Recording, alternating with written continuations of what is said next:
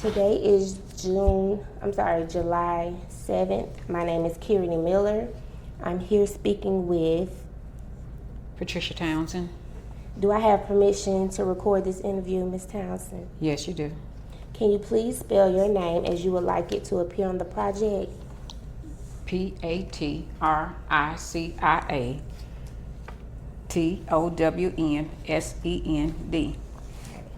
So tell me about yourself and what makes you unique.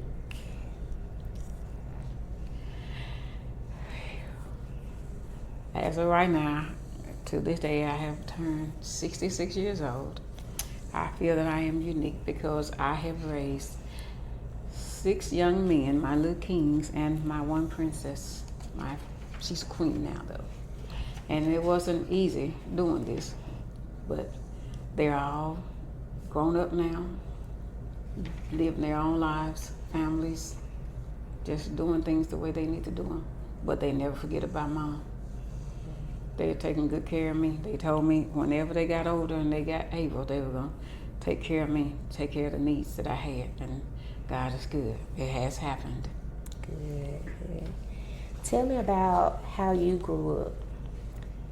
My childhood was good.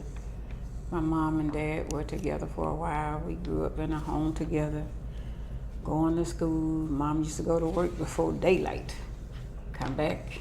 It was early, but still come home and cook dinner and do all the things that she needed to do, make sure we had proper clothing and eat and, good shelter and bathe and stuff.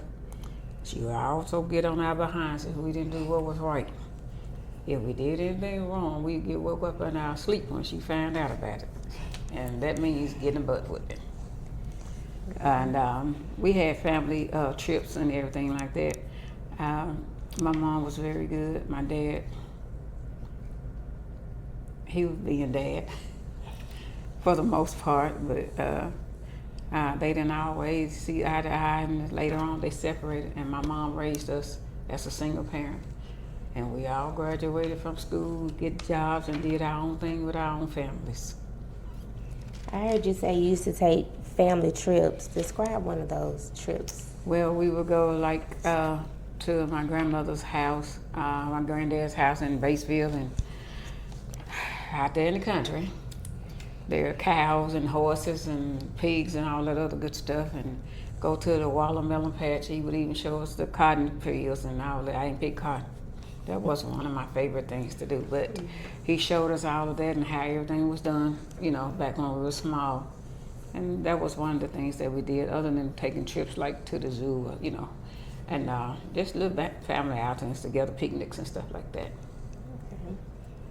I heard you say that you were raised by your mom and your dad, and then your dad left. How was it being raised by your mom only after your dad left? That was the best thing that could have happened, actually. Not being mean toward my dad, but you can't sugarcoat things when the man is, he was an abusive, alcoholic dad. So my mom got tired, and it was time for her to make the decision. She made the decision to do what she needed to do with us on our own. So we got our own house. She had a job. We all still went to school and graduated. And she still stayed on our behinds if we did something wrong. She said, I don't care how old you get, I'll still get you. And it turned out to be the same way for me later on down the years, but she would always talk to us. She would always say, anything that happened, just remember I said, just keep on living. You'll get to understand. Okay. And she didn't tell a lie. It was true. Tell me what it was like where you grew up. Well, the first part, let me see, where was the first part where it was just like a group of neighbors. We all did, tried to help each other and hung out together. We didn't do a lot of fighting and stuff like that doing now. We didn't have all that going on. We would have different agreements and everything but it was nothing like that. We were right back playing the same day or however way it was. So it was a lot of fun, and all the parents knew each other. If you got in trouble, all the parents they gonna get you. And then if your mom went home, she was gonna tell you gonna get it again. So that's the way that was. I actually ended up marrying the guy I used to play with during childhood later on. So, but that's the way that went. And where did you grow up? What city did you grow up in? I was right here in Jackson, Mississippi. Everything happened. Yeah, my mom had 4 girls and 1 boy. And we lost my baby sister to breast cancer on down the years. Yes. Can you describe a typical day of your childhood? My typical day, I'm going to tell you, I was a tomboy. I played with the boys. I played ball, football, baseball, swung. You know how you have the little tree swings? Did all of that, fell, got hurt, got up, tried again. And it was just fun. Those are just some of the things that I did. You know, I just like to play ball, like just sports at that time. Okay.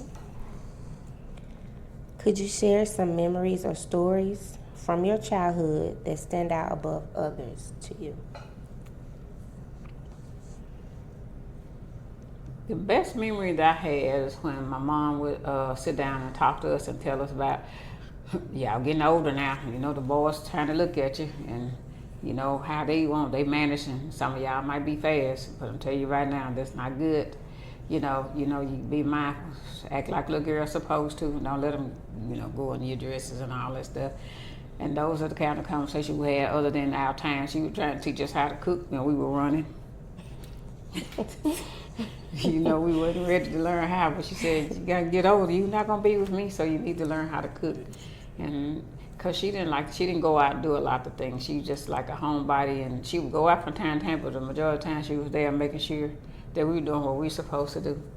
And teaching us how to make sure everything was clean, as laundry, cooking, and all that we wasn't ready to do. But she made sure we did that.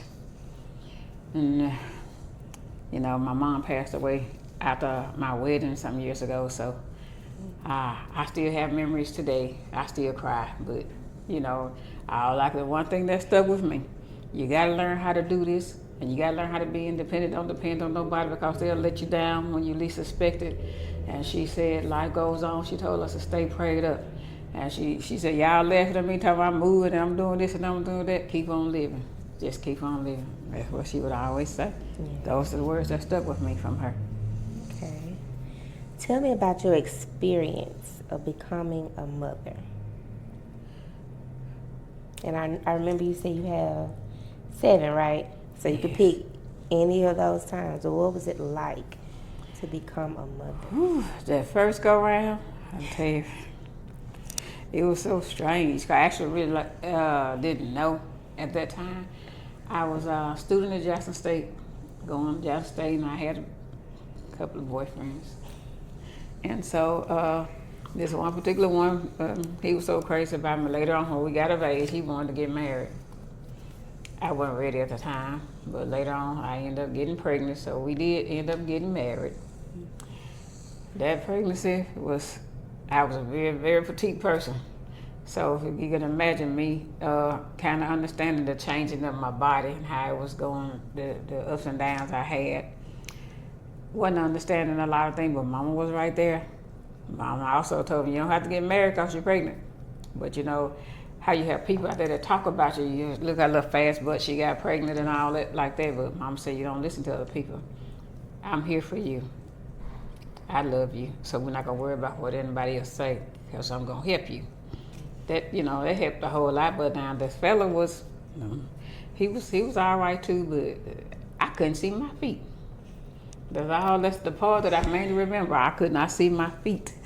And I didn't look like everything else was still the same, but the belly just got big and growing. I thought I wasn't gonna stop growing, but the labor was a long labor. I remember that, because I thought it wasn't gonna ever happen. But I said, I don't want to do this anymore. But of course, that changed later on. But that first baby, he is now 46 years old, and I'm still here. Yeah. So after you had your 7, what was a typical day like raising 7 children in Jackson? Let me tell you, having all those children like that, and they were like 2 and 3 years apart. The different schools, I'm having to go to all these conferences to see how they were doing with their grades and everything, and talk to the teachers about their behaviors. Now, that was a struggle. You got to go to one school, this school, this school, that school. But I did it. I did everything that I needed to do. And I tell them, if you show out at school, I'm going to get you at school. So, kids get embarrassed, like, who mama that is when you come up in there? You know how your children they get quiet. And, oh, it's his mama, because he ain't stopped talking to everything. He talk all over it. One teacher tell me, that little man talks so much, he's small, but he just talking. He going to have the last word every time. And my oldest one, he was quiet and shy. They used to bully him because he had long, curly hair, and so they used to call him a girl. I got his hair cut later on, but still it was curly. They used to bully him because he was timid. He wouldn't fight. He didn't do nothing.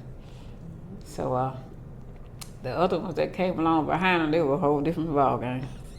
So they were some real go-getters. But they stayed out of trouble for the most part. I'm not going to say they were perfect, because they did some things. But we got around everything for the most part. But and that one girl, she was shy. She cried if you look at her hard. But she was very spoiled. And they all, like I said, they doing their own thing, got jobs. I got rappers and singers, opera and everything in my family, and I'm proud. I'm proud. I can pat myself on the back for that one, because I stayed with them all the football games, basketball games, track meets, cheerleaders, and drum. What was she? The captain of the drill team. Phew. When I say you can't breathe, then your car got messed up. You got one little car, you cramming everybody and their friends in the car, sitting on top of each other, trying to take everybody, getting everybody where they need to be. That's the kind of life I here. Then you don't have a life anymore once they get friends. Everybody coming to spend the night. You got to cook. You got to feed everybody. Got a yard full of people. Where all these children come from? And mama this. Now, which one of y'all calling me mama now? All of us calling you mama. Can we stay again? I said, y'all got some houses to go to. Can y'all go home? Then one parent say, I got to work. Can you stay over there? I said, I'm not going to turn you down because you're going to work. I'm going to help you if you're going to work. But if you're trying to go out, come get your child, please. So your house was the hangout. The hangout. With so many kids around, how did you deal with your children misbehaving? Well, like I said, I have a couple of that were kind of slow, but they would do some things. And then, like I said, wherever they showed out at, as they got older, I did different things. Though I would talk to them and tell them, I still knock your head off now. As they say, that's I can't have you doing that. I'm going to beat your behind before the police do. Because if they get you, it's going to be something different. Then not a lot being done about it. So I'm going to get you every time. I used to go to the store when they like the little old lady with shoes, like little ducklings walking behind them. And I had popped one of them in the store. And the security guard said, ma'am, you can't do that. I said, don't tell me what I can do to my child. Because if I don't, you're going to grab them and somebody's going to get them. And then what? I'm going to do it for myself. I got to let them know. I got to take them out places. And they're going to know how to act. Because if they show out there, that's where they're going to get it at. That way, I don't have them not knowing how to act when I take them places. Go out on trips to the store, wherever I needed to go, because I didn't trust everybody with keeping my children. I had to do it myself and make sure they are all right. Okay. What financial difficulties came with raising children? Boy. Well, as they would come to school, we got free lunches. There wasn't no money flowing like that because, I divorced my first husband. And so it was just me, Later on, I did get married again, and that helped a whole lot. But still, time for just, all the children that we had, and plus the other extra children that we gained. But we made it work. Back then, you can kind of stretch something. You can't do that now. So we had barbecues to feed everybody. The neighborhood was coming by. But like I said, we made it work because I was a teacher. I did daycare, I did classrooms, whatever I need to do. If I needed to clean a building or babysit for somebody, that's what I did. Whatever made it work for taking care of my children. So, you can say what you want to say about me, but I love my children and they love me. So how would you describe your role as a parent? Pat myself on the back, because I went everywhere they needed me to go. Sometimes I would be tired, get off work, and I was going to school myself. I started out at Jackson State, I went to Hines, and I went to Tougaloo.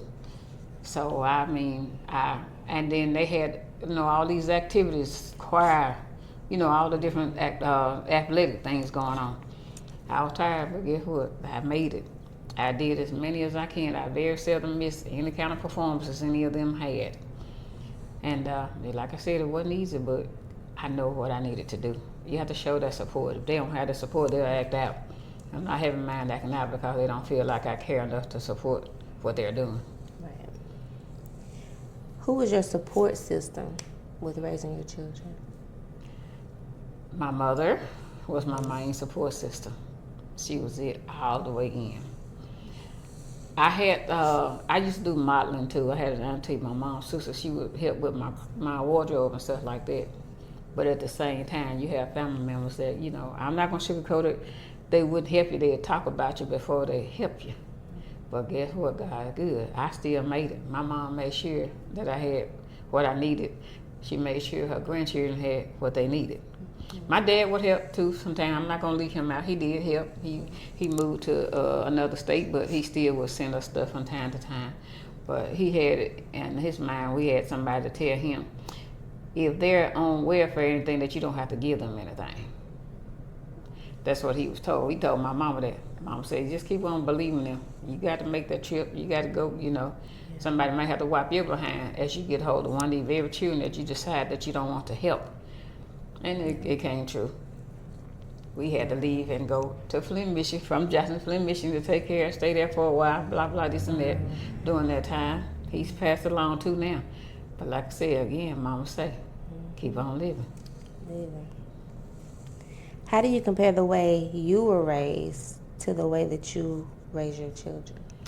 Well, my mama wasn't a very person that just go and did everything. Like, she was mostly like a homebody, but like if we had programs and stuff, she would do that. But I get out and did a whole lot more because she, like I said, she had 4 girls and 1 boy. But my children were so very active, and it just a difference. But I learned from her, your housekeeping, your grooming, how you treat your children, how you talk to them, if they need that beat, give it to them before they get it somewhere else. All of that came all around because I had to listen. If you don't listen, when you come back, well, my mama told me. Even my dad used to say some things too, but I say that to say this because she was a single parent and she raised all of us mostly by herself. So, and I pretty much did the same thing until I got a husband that wanted to be a husband and do what he needed to do. And like our thing wasn't perfect, but he did what he needed to do. What do you think the big difference is with raising children by yourself versus having a partner? It depends on that partner and how much he's willing to be a family person. Because if he can give you all the finances in the world, but if he's not contributing to being supportive of that group, you may as well be by yourself. Because you can buy, that child needs everything, but you don't ever go to any of his performances or any of his games or anything like that. That's not a complete parent. Because, sometimes you're going to get off work. And if you're going to get off work and just get in the streets and not, and your child got a game going on, but you don't go that direction. I couldn't do it like that because I was always told to make sure you support your children. You got to show them that you love them. You got to participate and cooperate with some of the things that they need you to do. I made sure that happened. If I didn't have a way, I found somebody to take me and do what I need to do. So that's just the way I was taught. Make sure your children come first. Can you describe the home you raised your children in? My home was a loving home. They were very competitive against each other. Imagine me in the house. I got drums going in one direction. I got one going with the horn. I got the other one there playing music, rapping and dancing. I got one group in there singing. This girl in here doing drum majors and what you call it, and then I got cheerleading and stuff going on. Sometimes I would come out, especially when I got singing that. And then too, one of my parts that I need to talk about, I have a child that is disabled. I was scared I had stopped working just because when he was born like that, I thought I was, couldn't leave him anywhere because I was scared. But I did. He got his first break when he started going to Head Start. And I tried to stay in the room when he's a twin. And I wanted to stay in the room with him. They put me out. Mama, he's not gonna do anything as long as you're in the room with him. So I went to the class with the other twin. And so I stayed and I volunteered at Head Start so much I got hired as a teacher. So that's how that got started. And when he went to public school, now that's where the problem came in at, because he was in like an umbrella school. The children would be mean. They would turn him over out of his chair. You know, it scared me because he had had so many surgeries, and then he had iron rod and stuff in his back. If you turn him over, he fall the wrong way, the rod could come out, could kill him. That's a blessed child of mine, my king, because the doctor said he may not live to be a teenager. God is good. How old are the twins? I think they 36 or 38, one of the two, you know. So he's still here doing good, young man. Maybe in a wheelchair, he got his own car, own job. He doing what he needs to do for himself. And he can clean and cook when he get ready. So that was one of the main things I had in my life, you know, taking care of him, because he had to go to rehab. He had to have a lot of surgeries, and he had to go to rehab. I'm standing there at rehab, man, you can go home. Okay, let me just try this one more little thing right here.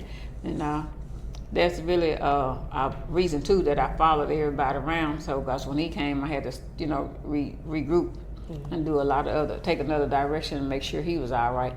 And they tried to keep him in exceptional ed. And one of the teachers told me out her own mouth, she said, your child not slow, he just disabled. So they mainstreamed him and started mainstreaming him into the classrooms. And because I made sure my children, I'm going to tell you this, when my children were small, I'm stepping back and forth, when they were small, they couldn't play until the weekend. They played from Friday evening after school to half a day Sunday. There wasn't no playing through the week because I had everybody books. They read their books. If I catch you acting up when you get up, I lined everybody up on the couch. And I was tearing everybody's little tails up.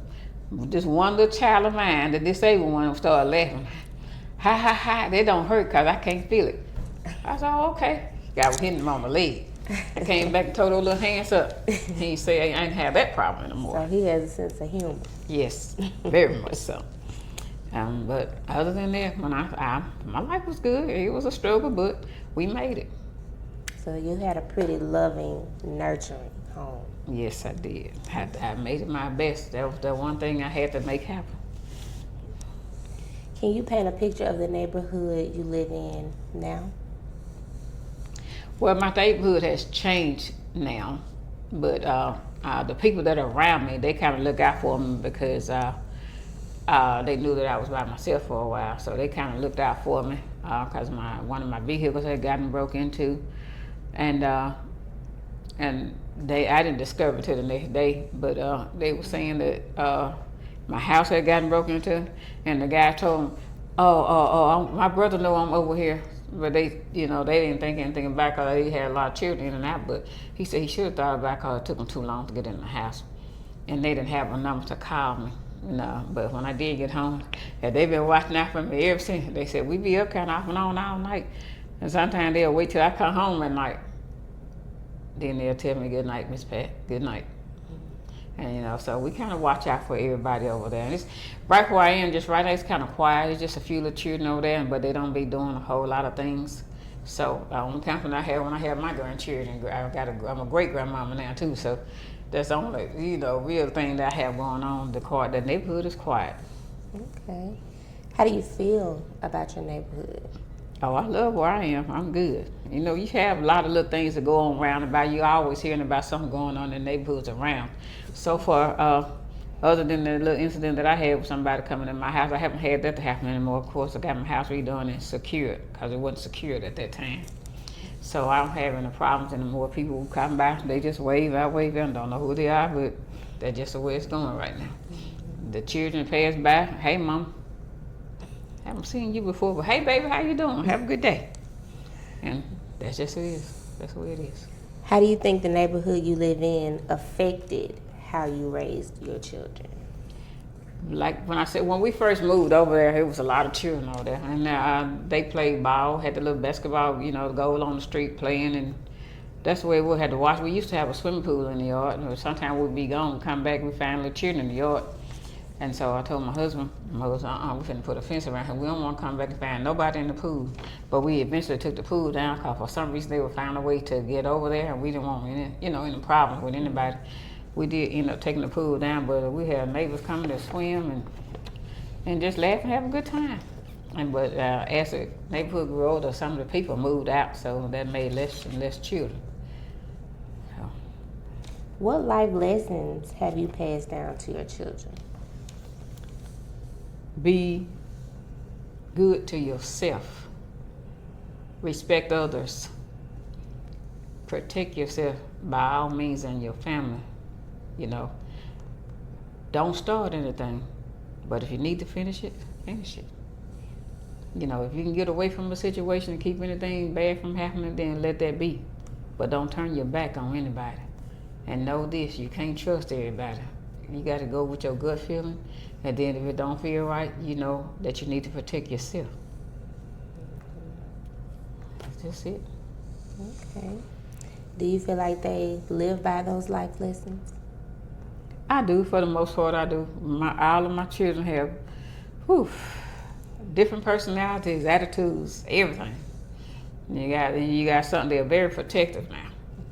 They're gonna protect it. If you become one of the family members or friend, I got a lot of goddaughters and children. They all gonna be protected. I got a couple of them that think they're bodyguards for everybody. They security. So they gonna call me. You at home? You know you're not supposed to be out this time of night. This, that, and the other. I'm riding by there. I ain't see your vehicle at home where you at. You know, that kind of thing. But I think for the most part, they're family people. They do good by their children, because your children are going to respect you. They're not going to know you if you don't have some part participating in their lives. As a family, what are some ways that you all have adapted to changes or challenges within your community? Well, I don't really have a lot of just challenges around there, because there's a park down the street they can go play or take their children. And like I said, all the children mostly have moved, but during the time they were growing up, you know, there's always going to be somebody that want to try to get something started. And we have had some incidences, I'm not going to lie, but we got around it for the most part, and put it like that. But I try to tell everybody, if you coming over here to start something, this is not the place for you to be. I'm telling you for your own good. So other than that, most times they just like to play ball. I had to make stuff for them to drink, have water. I'll tell you, y'all need to go home. But for the most, they never really disrespected me. I had a couple of them come over there one day. Like I tell them, you can't come back here. You know, I don't have children to disrespect me. You don't just walk up in my house, you know. So if you gotta act like that, you need to go back where you came from. You don't have to come back to this particular property anymore. But I didn't have a real problem once I got everything straightened out. And that's just the way we lived over there. So you're sort of a mother to the community. I tried to be. Okay. Everybody had to be at my house. How would you describe your role to the children outside of your household? I can't count how many that didn't come over there. I had children inside, outside, in the yard, just everywhere. We gonna have breakfast today? Or something. Now, I did have some children that wanted me to tutor them in certain things, and I did, and I showed some of the young ladies how they were supposed to conduct themselves and how to cook certain things that they wanted to know how to cook. Mm-hmm. And I told you better learn how to wash. You might get somewhere and can't wash and do something that's not good. And you know how to keep stuff clean, and how girls, you know, personal hygiene and stuff like that. I did a lot of those things because some of them, for some reason, parents wasn't teaching them that. I had to go there. Okay. And like I said, you just got to learn to be respectful of your elders, even though some of them don't treat you right. Walk away. And if somebody getting down wrong with you, call me. I handle it. I'll take it from there. Okay. That's commendable. What are your hopes for the children in your community? That they all would grow up and know that fighting is not the answer to everything. Maybe you can talk it out if you don't feel like go in a different direction. Don't keep coming around just trying to keep stuff started. Because as they say, you don't know what dog carrying that bone and what they carrying it back to, and what all being said, just to get something started. Try to grow up and know what love really is, and learn how to help each other, and learn about sharing and protecting being protective of people, even your pets, animal, whatever it is that you need to do, and learn that if you need help, ask for help. Don't go taking things without permission. If it's something that you need or you won't ask for it, you don't ever know how that person's gonna respond to you. And I talk to them, tell them all the time. And at a certain time, you don't need to be walking the street. Go home or find somewhere to be. Too much going on. Okay. How important was getting an education and being successful academically in your household?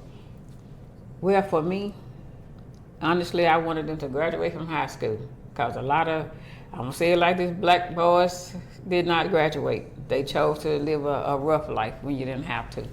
You think getting money, the quick money was good for you, but education is the best thing that you can do. And I had some that went to college and some didn't, but they worked. I told them, if you're not gonna go to college, get you a job. Take care of yourself, your family. So, cause sometimes you get college degrees and you still don't get like jobs in your field, but you gotta work still at it. You gotta keep on. And one day, you know, it might fall in your lap. You just never know. You gotta stay prayed up. Education is the top of the line. Learning, and the one other thing you need to have is some common sense.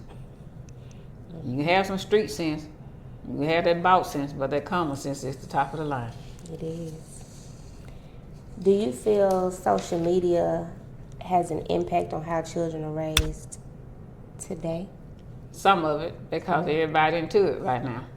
But you gotta look at you and your house. You know how your children react to things. You know what they like to eat or what they like to wear. You got to go according to your house. You can't go according, these people out here on social media telling how they're doing things. It may work for them, but it may not work for you. You got to look at it like this. You got to weigh that out and see how your children feel about certain things, even with yourself. It's like if you find something out that they're cooking, if you like it, you'll try it. It may be good to them, it may not be good to you. This dress may look good on you, or this suit may look good on the young man, may not look good on you. Colognes, hairstyles, all that social media. You can try it, but you may not like it. Like I said, everything don't fit everybody. Because like a lot of these doctors things, they don't know, they go by what you tell them how you're feeling. Mm-hmm. They can address it only if you tell them how you're feeling. Right. What about dating? What did you think was an appropriate age to date or begin dating in your household? Did it differ depending on the gender? Yeah, I had a house full of boys, so you know, girls were coming there like, ooh, okay. They started actually dating like mostly at 16, 17. Not just going, if they had somebody go somewhere with them, they were being chaperone. You have to take them, go with them, somebody else gonna go with them, or you gonna take them and you gonna go back and pick them up. And that's that way you know they not drifting off anywhere unless they went somewhere in between the time they, you know, you dropped them off or whatever the case might be. Daughter, wasn't happening. If the boys didn't go with her and I couldn't go with her dad didn't go with her, she wasn't going nowhere. Not like that. So was she still allowed to date at the same age? Nope. No. Mm-mm. She had like a school dance or whatever she was taking. Why do you think the rule was different for your girl than your boys? She was kind of shy and petite. You know, sometimes young men can't take advantage of that. Wasn't taking any chances with that one. There wasn't gonna be no understanding with that. I'm gonna be truthful. No understanding if anything went wrong with her. I had waited to have a girl too long. So it wasn't gonna happen. Okay. What about challenges? I know you say you have a disabled child. What other challenges did you face with raising him versus the other children? The main challenge with him was making sure that he was all right at school. Then he liked to go places too. And he soon found out one of his skills, and that was singing. So of course he started trying to sing and do everything everybody else was doing. But he graduated from the little umbrella stroll. I had to go with him because you have to push him, you know. And he even got in the band. But his twin told him, "Go ahead, I push and you play." So that's how that went down. So he played in the band and his twin pushed him throughout the parade. That's how that one worked. And so that you know that hurt that had me feeling some kind of way. Tears came to my eye. I said, "Listen, Mama, he can be in the band. I'm gonna push him. I'm gonna push him." I said, "Okay." 'Cause, you know, I ain't like walking all like that, but I would do it because I used to take the walks for, you know, they do these little mile walks and things. I used to do that, but when you working and going to school, you be tired, and you still try to support them. He said, I'm going to push him myself. So that's what they did. He doing his little thing and his brother pushing him. It was just awesome. I know that was a proud moment. Mm-hmm. How would you describe the relationships amongst your children? Are there any that are closer than others? How would you describe Well, the twins were pretty close for a good little while, you know, as they got older. You know, they went in different ways. My last two, I had a surprise package. My last one was a boy. That was their last child. He and my daughter were pretty close because they did things together. They had a common interest, that's music and dancing. So they sing, dance, and rap together. But they were all in the church choir. You know, we went to church and we did choir stuff and traveled with the church to the different places to sing and do whatever. We did all that, and they led a lot of the songs. So, and that was the thing. We did believe in going to church. So, like I said, my family wasn't perfect. I got a couple little boys that did a little things and, you know, get in trouble, but, you know, we got around all of that. So, but for the most part, and they're so competitive. Well, I can do this better than you, and they be wrestling around the house. I'm just sitting there looking at them. And then when the girls start coming, I say, I'm finna tell y'all boys right now, y'all better stop this one pull off, one pull up. I can give me some popcorn and sit on the porch. I'm gonna do what? Get on the porch with the popcorn. Cause it was funny to me. I just tell the girls, you can talk to them and at your own risk. But then they had family times where they would get into it with each other. But I tell them, you fight, but you better love each other and you better learn how to talk it out and get it done. So they had their little times, that's what you call civil rivalry. They did all of that. All of that. I'm wondering if I got in the hair at this point. But yeah. But overall, they had a pretty They did. loving relationship. They did, because I told them, you got to be there for each other. You don't have anybody but each other at the end of the day. So they older now. They're a little different, a whole lot different now. But during that time, that's just the way it was. Do you wish that you had done anything differently with raising the kids? I couldn't change anything because I wouldn't know anything that's different because I did everything the way, to the point as my mom did for us. Okay. And when I say she was it. So what would your ideal, like if you had to paint a picture of an ideal atmosphere and environment to raise your children in, whether it be community, what would that look like? What community?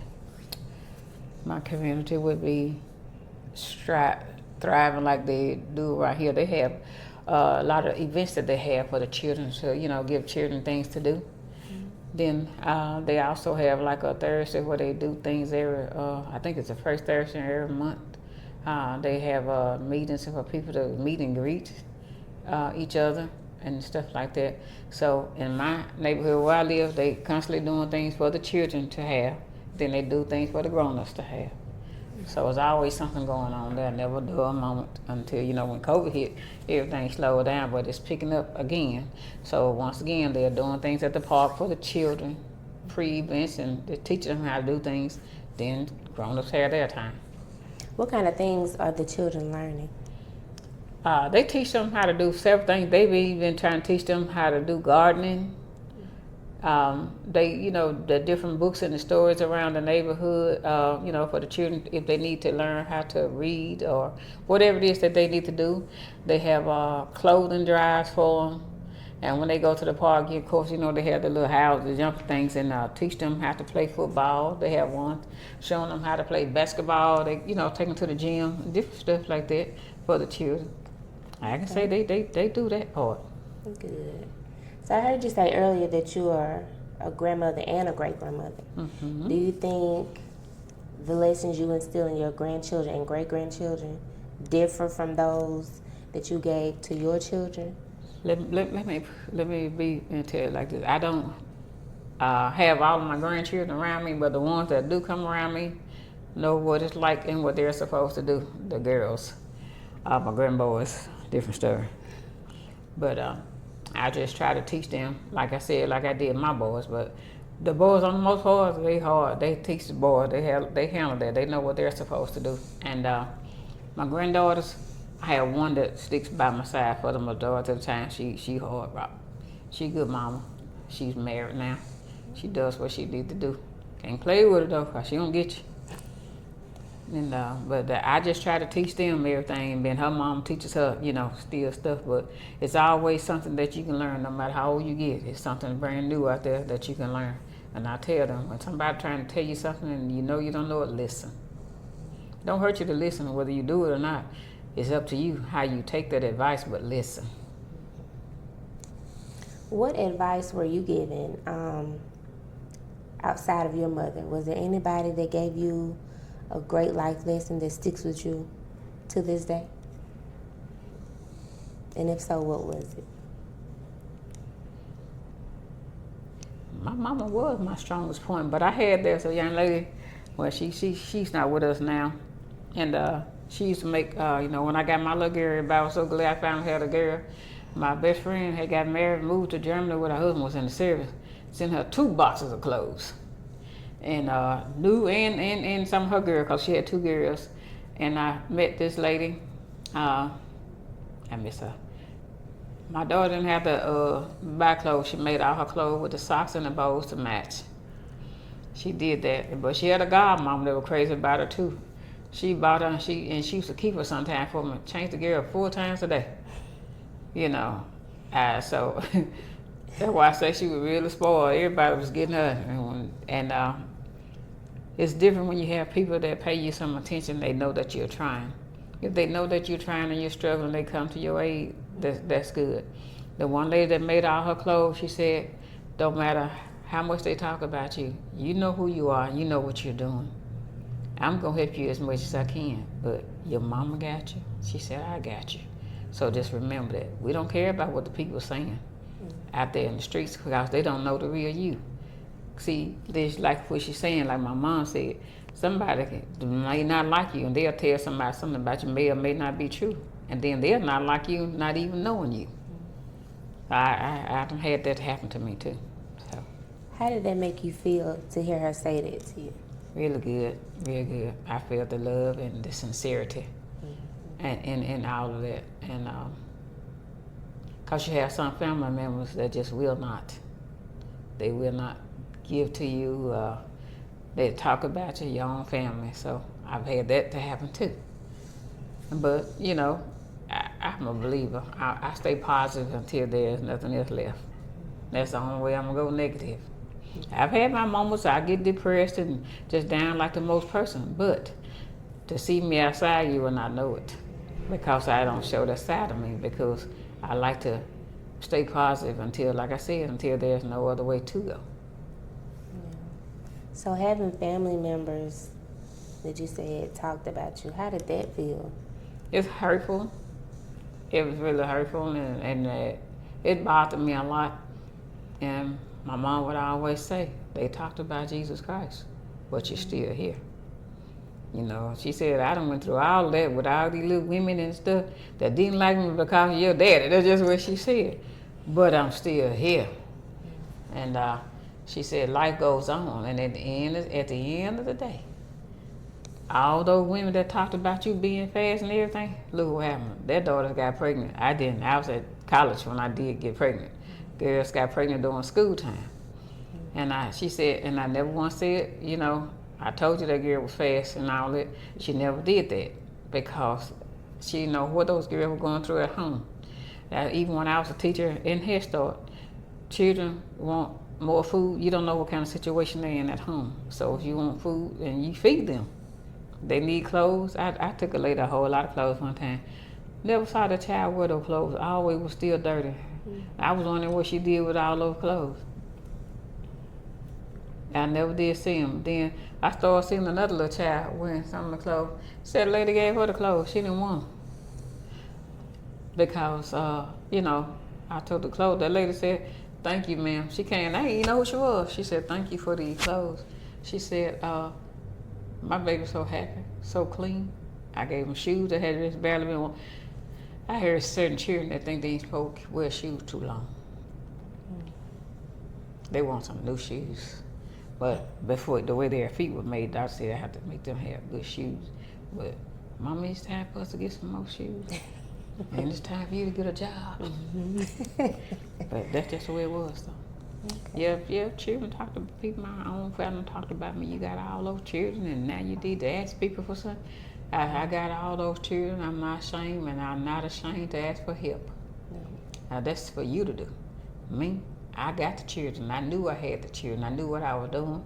So when I need help, I'm going to ask for it every time. Wow.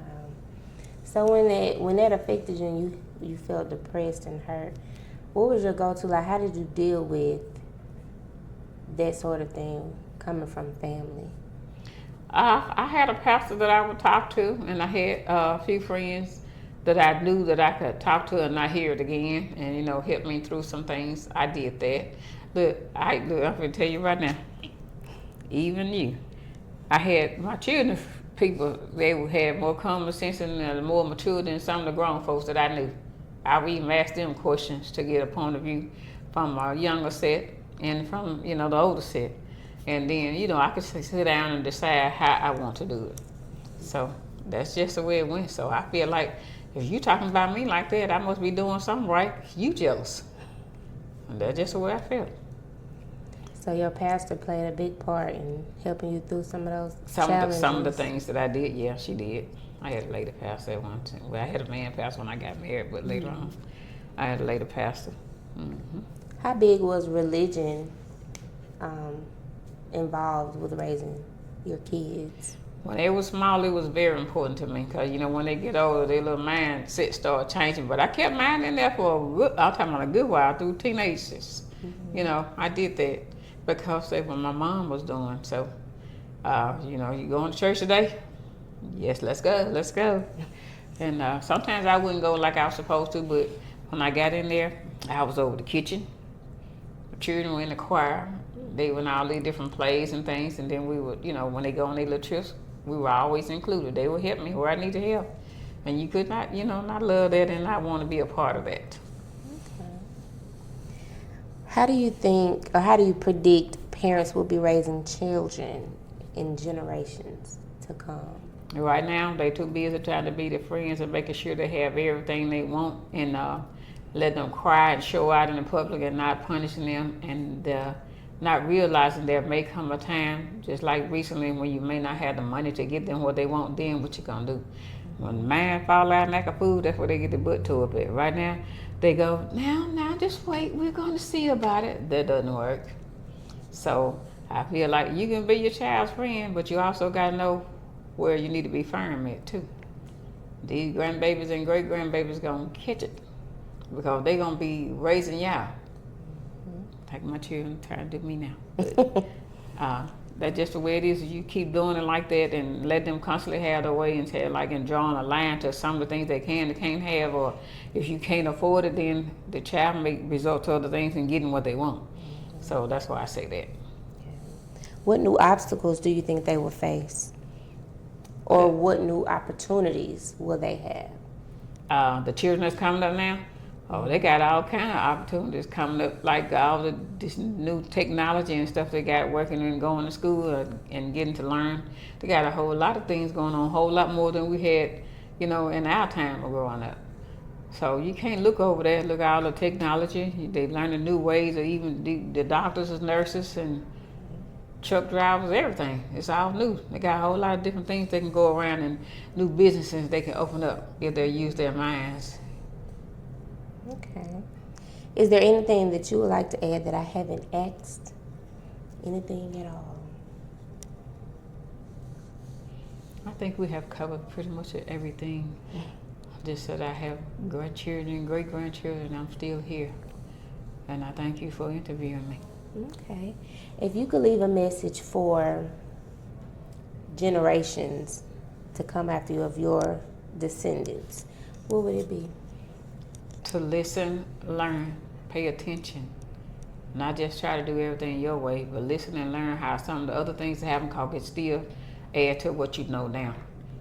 All the stuff back in the day can still contribute to the things that you're learning now. The old ways don't always go away. Some of them are still the best things to do.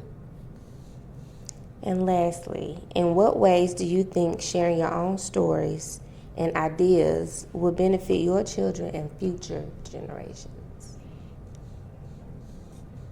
That's a good question.